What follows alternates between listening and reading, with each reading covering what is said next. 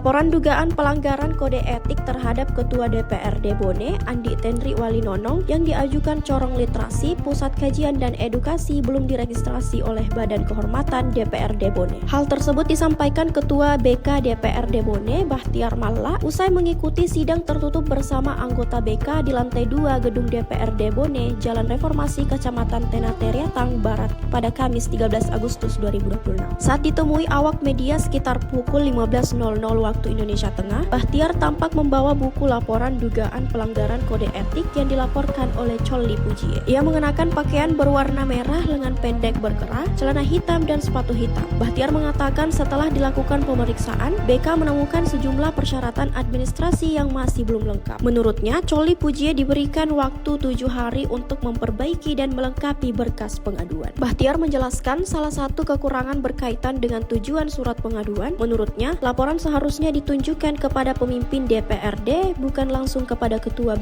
Setelah melalui pemerkasan berkas yang diajukan oleh kelompok organisasi Cholli Pujie Iya.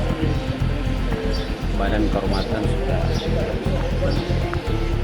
masih ada kekurangan kapan sesuai dengan tata cara kita di pasal dan ada pasal 7 jelas sekali di situ. Hanya kita meminta dulu untuk memperbaikinya dalam jangka 7 hari. Kalau kira begitu. Laporan LKBHMI yang kemarin masuk belum sampai ya? Belum ada, belum bicarakan itu karena pasti kan mungkin masih ada di meja pimpinan. Belum ada tembusan di Badan Kehormatan. Berarti yang masuk masih dari Cholli Pujie. Ini masih yang tadi dibicarakan. Masih ada kekurangan secara administrasi dengan regulasi yang ada dikembalikan untuk dilengkapinya berkas pengaduannya. Iya. Bisa dijelaskan Pak bagian-bagian mana saja itu yang kekurangannya itu? Saya pikir saya tidak terlalu hafal, ada di sini. Ya. Saya buka di. Iya. Poin-poinnya saja. Saya buka. Iya.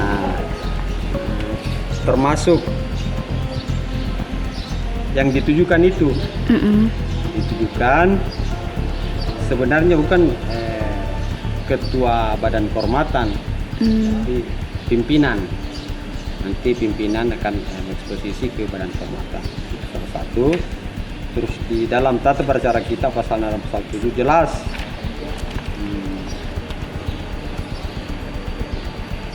bahwa terkait dengan aduannya itu saya sebut semua ada Bisa. ada nama lengkap, tempat tanggal lahir, jenis kelamin, pekerjaan, kewarganegaraan, alamat lengkap domisili, dan nomor telepon yang dapat dihubungi. Terus di poin berikutnya identitas yang diadu, nama lengkap, terus dari partai atau fraksi.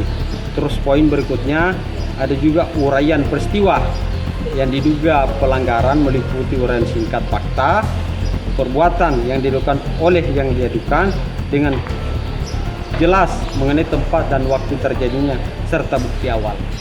Saya kira kalau sudah termuat di apa yang saya sampaikan tadi, saya pikir itu sudah bisa diregistrasi.